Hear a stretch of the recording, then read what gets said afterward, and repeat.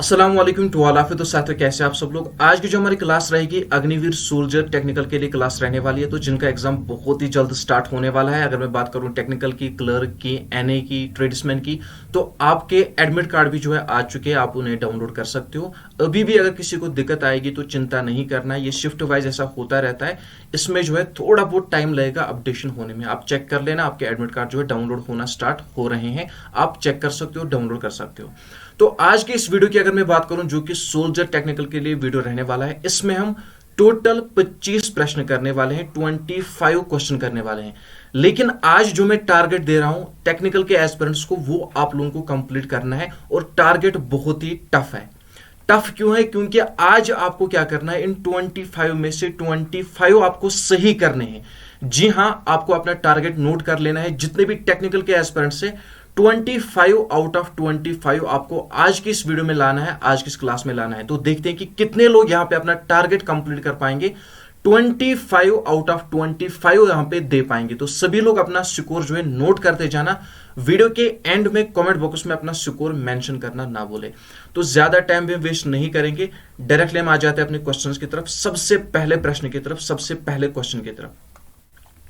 Dash is the unit of resistance. तो simply आपसे जो है रेजिस्टेंस का यूनिट पूछा गया है। तो रेजिस्टेंस की अगर मैं बात करूं, इसका यूनिट क्या होता है, ओम होता है। दैट मीन डी पार्ट हमारा राइट आंसर होगा। ये आपको अच्छी तरह से याद रख लेना है, ठीक है ना। और इसको इस तरह से डिनोट किया जाता है, ये भी आपको नोट डाउन कर लेना, इसकी सिंबल भी आपको याद रख लेनी है। इसके बाद देखिए नेक्स्ट क्वेश्चन की अगर मैं बात करूं, क्वेश्चन नंबर 2, दूसरे प्रश्न की अगर मैं बात करूं, fans, bulbs etcetera are installed in houses.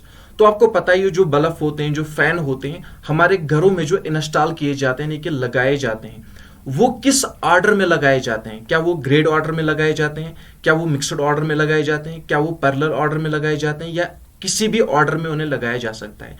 तो यहां पे अगर मैं दूसरे प्रश्न की बात करूं, उन्हें जो है पैरेलल ऑर्डर में लगाया जाता है। दैट मीन सी पार्ट हमारा राइट आंसर होगा। इन पैरेलल ऑर्डर आपको नोट डाउन कर लेना है, आपको याद रख लेना है।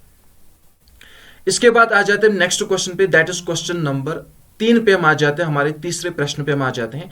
The normal temperature of the human body in terms of kelvin is. तो यहां पे जो स्केल आपसे पूछी गई वो केल्विन की है, यानी कि आपको बताना है जो नॉर्मल टेम्परेचर होता है ह्यूमन बॉडी का, वो कितना होता है। लेकिन केल्विन में आपको बताना है 280 केल्विन, 290 केल्विन, 300 केल्विन या 310 केल्विन। तो यहां पे अगर मैं केल्विन में बात करूं तो वो होता है 310। दैट मीन डी पार्ट हमारा राइट आंसर होगा, ये आपको अच्छी तरह से याद रख लेना है। इसके बाद देखिए नेक्स्ट क्वेश्चन की अगर मैं बात करूं, हमारे चौथे प्रश्न की अगर मैं बात करूं, parsec is the unit of. तो आपको बताना है जो पार्सेक है ये किसका यूनिट है इनमें से, distance, time, flashes of light या मैग्नेटिक फोर्स। तो यहां पे अगर मैं बात करूं पार्सेक की, तो ये किसका यूनिट है? ये हम कह सकते हैं डिस्टेंस का यूनिट है। दैट मीन ए पार्ट हमारा राइट आंसर, ठीक है ना, याद रख लिया ना आपने। दैट मीन ए पार्ट हमारा राइट आंसर होगा। इसके बाद आ जाते हैं नेक्स्ट क्वेश्चन पे, दैट इज हमारे 5वें प्रश्न पे हम आ जाते हैं। तो देखिए 5वें प्रश्न की अगर मैं बात करूं, which of the following is not correctly matched. आपको बताना है कि इनमें से जो है कौन किसके साथ मैच नहीं होता, यानी कि कौन सा ऑप्शन इनमें से गलत है। तो यहां पे जरा ऑप्शन की तरफ हम ध्यान नजर डाल लेते हैं। सबसे पहला ऑप्शन क्या कह रहा है, decibel unit of intensity of sound. क्या डेसिबल इंटेंसिटी ऑफ साउंड का यूनिट है? जी हां है, बिल्कुल सही है। इसके बाद Aurus power unit of power, यानी कि ऑरस पावर जो है क्या वो यूनिट पावर का यूनिट है? सही बात है। दैट मीन बी पार्ट हमारा राइट आंसर होगा। इसके बाद देखिए nautical mile unit of distance in navigation, क्या ये सही है? जी हाँ, बिल्कुल सही है। इसके बाद देखिए सेल्सियस, क्या सेल्सियस हीट का यूनिट है? नहीं, बिल्कुल नहीं है। तो यहाँ पे डी पार्ट ही क्या होगी, ये जो ऑप्शन है ये गलत है। दैट मीन यही हमारा राइट आंसर होगा, यानी कि यही आपको बताना था कि इनमें से वो कौन सा ऑप्शन है जो कि आपस में जो है रिलेशन इसकी मैच नहीं होती है। तो डी पार्ट हमारा राइट आंसर होगा, ये आपको अच्छी तरह से याद रख लेना है। इसके बाद देखिए नेक्स्ट क्वेश्चन की अगर मैं बात करूं, approximately how long does it take light to travel from the moon to earth. तो यहां पे आपको बताना है, यहां पे आपसे जो वैल्यू पूछा गया है वो अप्रोक्सीमेट वैल्यू पूछा गया है। आपको बताना है जो मून लाइट है पृथ्वी तक, ठीक है ना, पहुंचने में, अर्थ तक पहुंचने में कितना समय देती है। 8 मिनट्स, 8 सेकंड्स, 1 सेकंड या 100 सेकंड्स। तो यहां पे अगर मैं बात करूं सी पार्ट की, तो एज पर ऑप्शन हमारा सी पार्ट राइट आंसर होगा। लेकिन यहां पे आपको ऑप्शन पे भी क्वेश्चन पे भी ध्यान देना, यहां पे आपसे क्या पूछा गया है, अप्रोक्सीमेट वैल्यू पूछा गया है। अगर 1 सेकंड के बजाय 1.3 सेकंड भी होता तो वो भी हमारा राइट आंसर होगा, लेकिन यहां पे जो है अप्रोक्सीमेट पूछा गया है 1.3 सेकंड ऑप्शन में नहीं है, इसीलिए 1 सेकंड हमारा राइट आंसर होगा। लेकिन अगर आपके ऑप्शन में 1.3 सेकंड होता तो आपको मार्क किसको करना था, 1.3 सेकंड को मार्क करना था। ये जब आपसे पूछा जाता मून लाइट कितना समय देती है अर्थ तक पहुंचने में। अब इसके बजाय अगर क्वेश्चन इस तरह से पूछा जाए, approximately how long does it take light to travel from sun to earth, यानी कि जो सन की लाइट है वो अर्थ तक पहुंचने में कितना समय देती है, अगर आपसे अप्रोक्सीमेटली पूछा जाता तो एज पर ऑप्शन हमारा राइट आंसर उस वक्त ए पार्ट होता 8 मिनट्स। लेकिन आपको यह भी याद रख लेना है, कभी कभार 8 मिनट 20 सेकंड भी होता है, वो भी आपको याद रख। इसके बाद आ जाते हैं नेक्स्ट क्वेश्चन पे, that is question number 7। Approximately how long does it take from for sunlight, चलिए यही क्वेश्चन है जो मैं अभी आपको डिस्कस कर रहा था, ये इसके बाद क्वेश्चन ही आ गया, तो यहाँ पे ए पार्ट हमारा राइट आंसर होगा, 8 मिनट्स हमारा राइट आंसर होगा। लेकिन मैंने आपको ये क्लियर करके रखा है, अभी मैंने आपको इसका सब कुछ बता दिया किस तरह से ऑप्शन में क्या होगा, आपको क्या करना है उस वक्त, तो ये पॉइंट याद रख लेना। इसके बाद आ जाते हैं नेक्स्ट क्वेश्चन पे, क्वेश्चन नंबर 8 पे हम आ जाते हैं। What type of lens is used in the camera, तो चलिए बताइए कैमरा में किस प्रकार की लेंस यूज की जाती है, कौन सा कैमरा जिससे फोटो वगैरह उठाते हैं, याद रख लेना। तो कौन सी लेंस इसमें यूज की जाती है, कॉन्वेक्स, कॉनकेव, सर्कुलर या सेम थिकनेस। तो यहां पे अगर मैं 8 नंबर क्वेश्चन की बात करूं, 8वें प्रश्न की बात करूं, 8वें प्रश्न की बात करूं, ए पार्ट कॉन्वेक्स लेंस हमारा राइट आंसर होगा, यह आपको अच्छी तरह से याद रख लेना है। इसके बाद देखिए नेक्स्ट क्वेश्चन, 9वां प्रश्न, as we aged the eye's ability to focus on near and far objects, loss of ability is dash dash. तो देखिए जैसे ही आदमी जो है बूढ़ा होता रहता है, यानी कि जैसे एज हमारी बढ़ती रहती है, हमारी आंखों की बीनाई कम होती जाती है, यानी कि जो रोशनी है उस पर असर पड़ता है, यानी कि जो ऑब्जेक्ट उसको फोकस करने पे जो है असर पड़ता है, हम क्लियरली जो है ऑब्जेक्ट उसको फोकस नहीं कर पाते। तो ये जो लॉस होता है इसको क्या कहते हैं, प्रेसबायोपिया, एस्टिग्मेशन, डिपरमेट्रोपिया या मायोपिया। तो देखिए यहां पे अगर मैं बात करूं प्रेसबायोपिया की, तो ए पार्ट हमारा राइट आंसर होगा।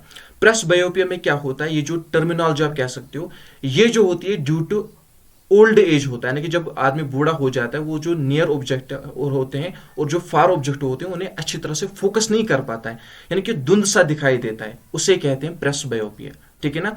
और मायोपिया में क्या होता है, आपके लिए होमवर्क है, मैंने करवा के रखा है, फिर बाद में मत बोलना कि होमवर्क रखा हमने, हमें पता नहीं है, बहुत बार मैंने करवा के रखा है, जो रेगुलर मेरे क्लास देखते होंगे उनको पता होगा। आपके लिए क्वेश्चन क्या है, आपको मुझे बताना है, ये जो मायोपिया है, ठीक है ना, जिससे ये डिफेक्ट होता है, उससे मतलब क्या होता है, कौन से ऑब्जेक्ट नहीं दिखाई देते हैं, क्या फार या नियर, दूर के ऑब्जेक्ट नहीं दिखाई देते हैं, नजदीक के ऑब्जेक्ट नहीं दिखाई देते हैं। उसके बाद जो हाइपरमाइट्रोपिया है, उससे कौन सा डिफेक्ट होता है, और इन दोनों के लिए, इनको करेक्ट करने के लिए कौन सी लेंस इस्तेमाल में लाई जाती है, एक ही पॉइंट में जो है एक्सप्लेन करना है, इस पॉइंट को एक्सप्लेन करना है। मायोपिया की वजह से कौन सा डिफेक्ट होता है, क्या फार ऑब्जेक्ट नहीं दिखाई देते हैं, नियर ऑब्जेक्ट नहीं दिखाई देते हैं, प्लस कौन सा लेंस इसको करेक्ट करने के लिए इस्तेमाल में लाया जाता है। हाइपरमाइट्रोपिया से ये जो डिफेक्ट है इससे क्या होता है, और इससे करेक्ट करने के लिए कौन सी लेंस इस्तेमाल में लाई जाती है, करवा के रखा है, बहुत बार ये क्वेश्चन अच्छी तरह से एक्सप्लेन भी किया हुआ है मैंने पिछले क्लास में। तो यहाँ पे आपके लिए इस वक्त होमवर्क है, आपको मुझे बताना है। चलिए इसके बाद आ जाते हैं हम 10वें प्रश्न की तरफ, दैट इज क्वेश्चन नंबर 10 की अगर मैं बात करूं, what is the function of the pupil, ठीक है ना, यानी कि जो आंखों में जो पिपिल होता है उसका काम क्या होता है, controlling the amount of light. चलिए पहला ही ऑप्शन हमारा सही होगा, क्योंकि यहाँ पे ए पार्ट ही हमारा राइट आंसर होगा, यानी कि जो लाइट जो एंटर होती है आई में उसे कंट्रोल करना, जिस तरह उसकी नीड है, ठीक है ना, जितनी उसकी नीड है उसी हिसाब से उसे कंट्रोल करना, मैनेज करना, ये किसका काम है, ये पिपिल का काम है, ये आपको अच्छी तरह से याद रख लेना है।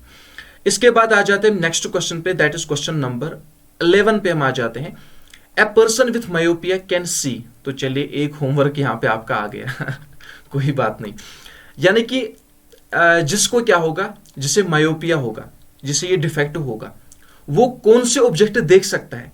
Near objects clearly, distant objects clearly, to see both near and far objects clearly, neither near objects nor far objects can see clear. जो मायोपिया है, जिस पर्सन को ये डिफेक्ट होगा, जिस पर्सन को मायोपिया होगा, वो जो नियर ऑब्जेक्ट्स हैं, यानी कि जो नजदीक के ऑब्जेक्ट्स हैं, वो क्लियरली देख पाएगा, और जो दूर के ऑब्जेक्ट्स हैं वो उससे अच्छी तरह से नहीं दिखाई देंगे। नोट डाउन कर लेना, मायोपिया से क्या होता है? जो मायोपिया है, यानी कि जिस पर्सन को मायोपिया होगा, जिसको ये डिफेक्ट होगा, वो नियर ऑब्जेक्ट्स, नजदीक के ऑब्जेक्ट्स अच्छी तरह से देख पाएगा, दूर के ऑब्जेक्ट्स नहीं देख पाएगा। ठीक है ना? अब आपका आंसर भी निकल गया उस क्वेश्चन का भी। अब आपके लिए मैं होमवर्क थोड़ा बहुत बढ़ा रहा हूं। आपको मुझे बताना है जो मायोपिया है इसके लिए जो लेंस यूज की जाती है, और जो हाइपरमेट्रोपिया है उसके लिए जो लेंस यूज की जाती है। नोट डाउन कर लेना, आपके लिए नया होमवर्क क्या है, क्योंकि आपके क्वेश्चंस का आंसर यहां पे आ गया। सबसे पहले आपको मुझे बताना है जो मायोपिया एंड हाइपरमेट्रोपिया है, इससे जो डिफेक्ट होता है उसे कौन सा ऑब्जेक्ट दिखाई देता है और कौन सा ऑब्जेक्ट नहीं दिखाई देता है, और इसके लिए जो लेंस यूज की जाती है, मायोपिया को करेक्ट करने के लिए कौन सी लेंस यूज की जाती है, और हाइपरमेट्रोपिया को करेक्ट करने के लिए कौन सी लेंस यूज की जाती है, और उन लेंसेस का अलग अलग नाम क्या है। ठीक है ना? वो भी आप मुझे बताओगे। कॉन्वेक्स लेंस अगर है, कॉनकेव लेंस है, उनका दूसरा नाम क्या है वो भी आप मुझे बताओगे। इसके बाद आ जाते हैं 12वें प्रश्न की तरफ, दैट इज क्वेश्चन नंबर 12 पे हम आ जाते हैं। Which substance is beneficial for treating bee sting, यानी कि जो मधुमक्खी होती है उसके काटने के लिए जब वो काटती है तो इनमें से वो कौन सा सबस्टेंस है जिसका हम यूज कर सकते हैं as a treatment? Baking soda, sodium carbonate, sodium chloride या अदर, यानी कि इनमें से वो कोई नहीं है, कोई अदर हम यूज कर सकते हैं। तो अगर मैं 12वें प्रश्न की बात करूं, यहां पे अगर मैं बेकिंग सोडा की बात करूं तो ए पार्ट हमारा राइट आंसर होगा। ये आपको अच्छी तरह से नोट डाउन कर लेना, आपको अच्छी तरह से याद रख लेना है। इसके बाद आ जाते हैं 13वें प्रश्न की तरफ, दैट इज क्वेश्चन नंबर 13 की अगर मैं बात करूं, who discover that nucleus is positively charge. तो देखिए सबसे पहले आपको ये नोट डाउन कर लें, जो न्यूक्लियस है वो क्या होता है, वो पॉजिटिवली चार्ज होता है, यानी कि उसमें जो चार्ज है वो पॉजिटिव चार्ज है। लेकिन ये किसके द्वारा डिस्कवर किया गया? जॉन डल्टन, रॉदरफोर्ड, एरिस्टोटल या नन ऑफ दीज। तो सबसे पहले आपने नोट क्या कर ले, जो न्यूक्लियस होता है उसका चार्ज क्या होता है? पॉजिटिव होता है। न्यूक्लियस का चार्ज पॉजिटिव होता है, और ये किसके द्वारा कहा गया? रॉदरफोर्ड के द्वारा कहा गया, इसी के द्वारा डिस्कवर किया गया। दैट मीन बी पार्ट हमारा राइट आंसर होगा। ये आपको अच्छी तरह से याद रख लेना है। इसके बाद देखिए, which of the following has negative charge. तो चलिए बताइए, इनमें से आपको बताना है नेगेटिव चार्ज किसका होता है? अल्फा रे, गामा रे, एक्स रे या बीटा रे। तो देखिए अगर मैं बात करूं नेगेटिव चार्ज की, नेगेटिव चार्ज आपसे पूछा गया है तो वो होता है बीटा रे का। और अगर मैं अल्फा रे की बात करूं तो अल्फा रे का जो चार्ज होता है वो होता है पॉजिटिव। ठीक है ना? और गामा रे की अगर मैं बात करूं इसका कोई चार्ज नहीं होता है। एक्सरे की अगर मैं बात करूं इसका कोई चार्ज नहीं होता है। और एक्सरे की खोज किसके द्वारा की गई है? रॉन्टिजन के द्वारा की गई है। ये भी आप याद रखोगे, ये भी आप नोट करोगे। इसके बाद देखिए next question, what is mainly present in natural gas. तो आपको बताना है नेचुरल गैस में इनमें से मेनली क्या देखने को मिलता है? इथेन, ब्यूटेन, प्रोपेन या मीथेन। तो इजी सा क्वेश्चन है लेकिन इंपॉर्टेंट क्वेश्चन भी है, बहुत बार पूछा गया है। तो डी पार्ट मीथेन हमारा राइट आंसर होगा। इसके बाद देखिए नेक्स्ट क्वेश्चन, क्वेश्चन नंबर 16, गोबर गैस मेनली कंसिस्ट्स ऑफ। तो आपको बताना जो गोबर गैस होता है इनमें से मेनली उसमें क्या देखने को मिलता है? मीथेन, एसिटिलाइन, इथेन या नन ऑफ दीज। तो यहां पे अगर मैं 16वें प्रश्न की बात करूं तो इसमें भी जो है मीथेन ही देखने को मिलता है। तो ए पार्ट हमारा राइट आंसर होगा। ये आपको अच्छी तरह से नोट डाउन कर लेना है। इसके बाद देखिए next question, question number 17, where is Salarjung museum located. तो चलिए बताइए जो स्लारजंग म्यूजियम होता है, जो स्लारजंग म्यूजियम है इसकी लोकेशन कहां पे? माय डियर फ्रेंड्स, आपको बताता चलूं कि रोजी की वजह से जो है आवाज अच्छी तरह से नहीं आ रही है, तो एनर्जी थोड़ी बहुत लूज हो गई है, तो उसे मैनेज कर लेना, ठीक है ना? तो इसीलिए जो है थोड़ा बहुत यहाँ पे थकावट भी होती है, तो उसे मैनेज कर लेना। इसलिए जो वर्ड से कभी कभार जो है अच्छी तरह से जो है वर्ड नहीं आ पाते हैं, क्योंकि जो मुंह है पूरा सूखा हुआ है और बोलने से और भी ज्यादा सूखा हो जाता है। तो आपको बताना जो स्लारजंग म्यूजियम है इसकी लोकेशन कहाँ पे ये देखने को मिलता है? हैदराबाद, जयपुर, लखनऊ या मुंबई।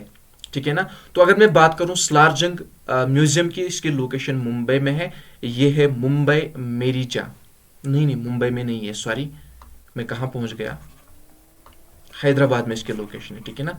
हैदराबाद में इसकी लोकेशन है, ए पार्ट हमारा राइट आंसर होगा, ठीक है ना। हैदराबाद में सलारजंग म्यूजियम की लोकेशन है, ये आप नोट डाउन करोगे, आप याद रखोगे। इसके बाद आ जाते हैं नेक्स्ट क्वेश्चन पे, दैट इज क्वेश्चन नंबर 18 की अगर मैं बात करूं। क्वेश्चन नंबर 18 क्या कह रहा है, Kalibangan is located in which state. आपसे जो है कालीबंगन की लोकेशन पूछी गई, यानी कि किस स्टेट में कालीबंगन की लोकेशन है, पंजाब, हरियाणा, गुजरात या राजस्थान। तो कालीबंगन की अगर मैं बात करूं राजस्थान में है, डी पार्ट हमारा राइट आंसर होगा। और पंजाब की अगर मैं बात करूं 5 रिवर्स के नाम से भी इसे जाना जाता है, ठीक है ना। बांगड़ा यहाँ का क्या है, फेमस फोक डांस है, वो भी आप याद रखोगे। इसके बाद देखिए, who become the first miss universe of India. तो चलिए बताइए, इंडिया की पहली मिस यूनिवर्स कौन बनी है इनमें से, रीता फेरी, सुष्मिता सेन। चलिए यहाँ पे बी पार्टी हमारा आ गया, तो यहाँ पे सुष्मिता सेन ही हमारा राइट आंसर होगा। दैट मीन जो first miss universe of India है वो है सुष्मिता सेन, बी पार्ट इसका राइट आंसर होगा। इसके बाद आ जाते हैं 20वें प्रश्न की तरफ, that is question number 20, where is the longest railway platform of India. तो देखिए यहां पे आपको बताना है जो इंडिया का लॉन्गेस्ट रेलवे प्लेटफॉर्म है वो कौन सा है या वो कहां पे है, ठीक है ना। तो अगर मैं बात करूं इंडिया के लॉन्गेस्ट रेलवे प्लेटफॉर्म की, देखिए माय डियर फ्रेंड्स, ये जो क्वेश्चन है इसमें बहुत सारे लोगों को कुछ गड़बड़ी होती है। वो गड़बड़ी क्या होती है, वो दरअसल एक बार क्वेश्चन ही पूछा गया था, इसलिए आपको गड़बड़ी होती है। इंडियन आर्मी की बिफोर अग्निवीर स्कीम, तो इससे पहले एक क्वेश्चन पूछा गया था, which of the following is the longest railway platform in the world. वहां पे पूछा गया था वर्ल्ड का लॉन्गेस्ट रेलवे प्लेटफॉर्म कौन है, हुबली को छोड़कर। वहां पे हुबली जो है ऑप्शन में नहीं था, वहां पे गोरखपुर ऑप्शन में था। तो वहां पे पूछा गया था विच ऑफ द फॉलोइंग, यानी कि इनमें से। क्वेश्चन की लैंग्वेज भी आपको कभी कभार समझनी पड़ती है। वहां पे पूछा गया था इनमें से कौन सा है। अगर पहला ऑप्शन में नहीं था, यानी कि जो वाकई में जो है लॉन्गेस्ट है, अगर वो नहीं है, उसे छोड़कर जो ऑप्शन में होगा, नन ऑफ दिस भी वहां पे नहीं दिया गया था। अगर नन ऑफ दिस होता तो उसको मार्क करते, लेकिन जब नन ऑफ दिस भी नहीं दिया गया होगा तो वहां पे हमें क्या करना पड़ता है, वहां पे हमें प्रेफरेंस देनी पड़ती है। यानी कि अगर पहले नंबर पे कोई आता है, अगर वो ऑप्शन में नहीं है, उसके बाद हमें दूसरे नंबर पे देखना पड़ता है। तो दूसरे नंबर पे अगर हम देखिए वर्ल्ड में, तो उसे छोड़कर वहां पे गोरखपुर ही था। तो दैट इज वाई उस समय उसका आंसर गोरखपुर था।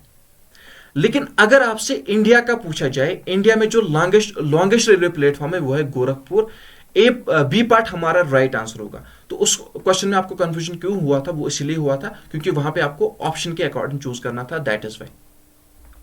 तो इंडिया बेस पे यहां पे बात हो रही है इस वक्त गोरखपुर, बी पार्ट हमारा राइट आंसर होगा। इसके बाद देखिए next question, Rajatarangini was written bye.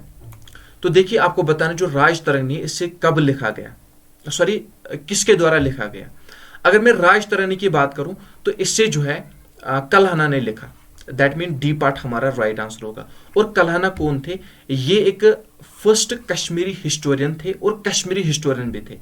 और इसके रिलीजन की अगर मैं बात करूं तो ये ब्राह्मण थे। और अगर मैं बात करूं इस राज तरंगिणी की, तो 1149 to 50 में इसे कंप्लीट किया गया। हेलो लर्नर्स, धुरीना आपकी जीत की तैयारी को और भी सफल बनाने के लिए लेकर आया है बहुत ही कम प्राइस में जेकेपी स्मार्ट सर के साथ टेस्ट सीरीज, जिसमें आपको मिलेगी JNK police, Indian army, Agniveer nursing, SSC GD constable की टेस्ट सीरीज। इन टेस्ट सीरीज को परचेज करने के लिए सबसे पहले आपको गूगल प्ले ऐप स्टोर से धुरीना ऐप को डाउनलोड करना है। डाउनलोड करने के बाद लॉगिन करना है। लॉगिन करने के बाद ऐप की होम स्क्रीन आ जाएगी। होम स्क्रीन पर आपको सामने बहुत सारे बैनर दिखाई देंगे। बैनर के नीचे आपको डिफरेंट स्टेट्स के आइकन दिखाई देंगे। आपको इन आइकन को स्लाइड करना है और जम्मू एंड कश्मीर के आइकन को सिलेक्ट करना है। जैसे ही आप आइकन को सिलेक्ट करेंगे, आपको जेकेपी स्मार्ट सर की बहुत सारी टेस्ट सीरीज दिखाई देगी। आप अपनी पसंदीदा टेस्ट सीरीज पर क्लिक कर सकते हैं। जैसे ही आप अपनी पसंदीदा टेस्ट सीरीज पर क्लिक करेंगे, वहां पर आपको बाय नाउ का ऑप्शन मिलेगा। आप यहां पर बाय नाउ के ऑप्शन पर डायरेक्टली क्लिक कर सकते हैं उस टेस्ट सीरीज को परचेज करने के लिए। फिर आपको बहुत सारे पेमेंट मेथड्स दिखाई देंगे। मैंने यहाँ पे पेटीएम को चूज किया है। आप पेटीएम चूज कर सकते हैं, यहाँ पे अपना मोबाइल नंबर डाल सकते हैं, या तो आप नेट बैंकिंग, क्रेडिट कार्ड या यूपीआई किसी भी पेमेंट मेथड का उपयोग कर सकते हैं और अपनी पेमेंट कर सकते हैं।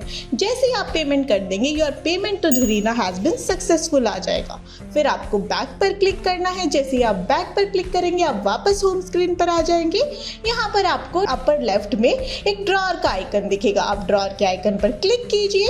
यहाँ से आपको बहुत सारे ऑप्शंस आएंगे और आपको माई कोर्सेज के ऑप्शन पर क्लिक करना है। जैसे ही आप वहाँ पर क्लिक करेंगे, आपको यहाँ पर आपके कोर्स से रिलेटेड जो आपने परचेज किया है सारे पीडीएफ, नोट्स, क्लासेस सब मिल जाएंगी और यहाँ से आप अपनी तैयारी को कंटिन्यू रख सकते हैं। जीत की तैयारी विश्वास के साथ, धुरीना के साथ। और अगर इसकी ट्रांसलेशन की अगर मैं बात करूं तो ठीक है ना, अगर मैं ट्रांसलेशन की बात करूं तो इंग्लिश में इसे a stain, that mean oral stain के द्वारा ट्रांसलेट किया गया 1900 में। ये भी आपको याद रखना। और राजतरणी की अगर मैं बात करूं, इसे जो है रिवर ऑफ किंग्स के नाम से भी जाना जाता है। ये पॉइंट भी आपके लिए महत्वपूर्ण हो सकता है, इंपॉर्टेंट हो सकता है। इसके बाद देखिए, the original name of Chanakya was. तो चाणक्य का ओरिजिनल नेम क्या था, या आप कह सकते हो कि इनमें से चाणक्य को और किस नाम से भी जाना जाता है।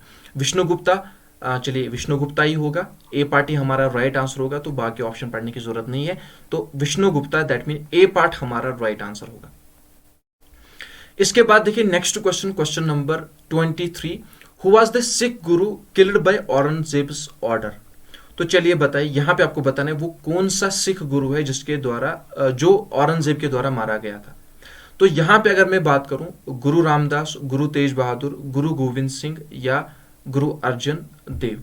तो यहां पे अगर मैं गुरु तेग बहादुर की बात करूं तो बी पार्ट हमारा राइट आंसर होगा। इसे जो है औरंगजेब के द्वारा क्या किया गया था, किल किया गया था, एक्सक्यूट किया गया था। ये आपको याद रख लेना है, ठीक है ना। और आपको याद रख लें, जो सिख रिलीजन होता है इसमें टोटल कितने गुरु होते हैं, 10 गुरु इसमें होते हैं। जो इनका पहला गुरु है वो है गुरु नानक साहब, तो उसके द्वारा जो है सिखिज्म की फाउंडेशन डाली गई। और जो गुरु तेग बहादुर है ये थे 9th गुरु सिखिज्म के। ये भी आपको याद रख लेना है। इसके बाद आ जाते हैं नेक्स्ट क्वेश्चन पे, that is question number 24, with home is Dandi March associate. तो आपको बताना है डांडी मार्च का संबंध इनमें से किसके साथ है। Khilafat movement, civil disobedience movement, non cooperation movement या डिवीजन ऑफ बंगाल या पार्टीशन ऑफ बंगाल भी आप कह सकते हो।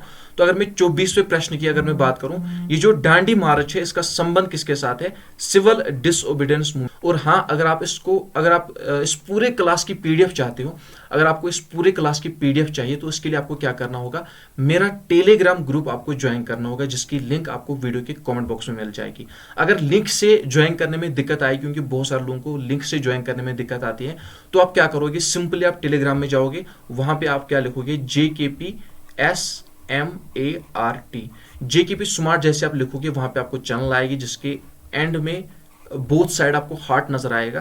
तो वहां पे आप ज्वाइन कर सकते हो और पीडीएफ का बेनिफिट उठा सकते हो। तो ये पूरी पीडीएफ में वहां पे शेयर करूंगा आंसर्स के साथ, तो इससे जो है आप वहां पे बेनिफिट उठा पाओगे। तो जल्दी से जाइए, टेलीग्राम ग्रुप ज्वाइन करना ना भूले। और हाँ, जितने भी लोग चैनल पे नए हैं, चैनल को सब्सक्राइब करना ना भूले, साथ साथ बेल आइकन पे प्रेस करें ताकि आपको मेरे लेटेस्ट वीडियो की अपडेट मिलती रहे। और जिनका एग्जाम बहुत ही जल्द होने वाला है, बस कुछ ही दिन बचे हैं, अभी भी कहता हूं कि प्लेलिस्ट को एक बार रिवाइज कर लेना, अच्छी तरह से देख लेना। जो लोग टेस्ट सीरीज में है, टेस्ट उसको अच्छी तरह से रिवाइज कर लेना। और जो ई बुक आपको वहां पे प्रोवाइड करवाई गई है उससे अच्छी तरह से पढ़ लेना, रिवाइज कर लेना, ताकि आपको जो है बेनिफिट मिल सके। तो मिलते हैं नेक्स्ट वीडियो में, तब तक के लिए अपना ख्याल रखना, दुआ में याद रखना। अल्लाह हाफिज, अस्सलाम वालेकुम वरहमतुल्लाहि वबरकातुहू। और हाँ, आपकी स्क्रीन पर जो वीडियो शो हो रहा है मोस्ट इंपॉर्टेंट वीडियो है, इससे स्किप मत करना। इस वीडियो पे क्लिक करके पूरा वीडियो जरूर देखना।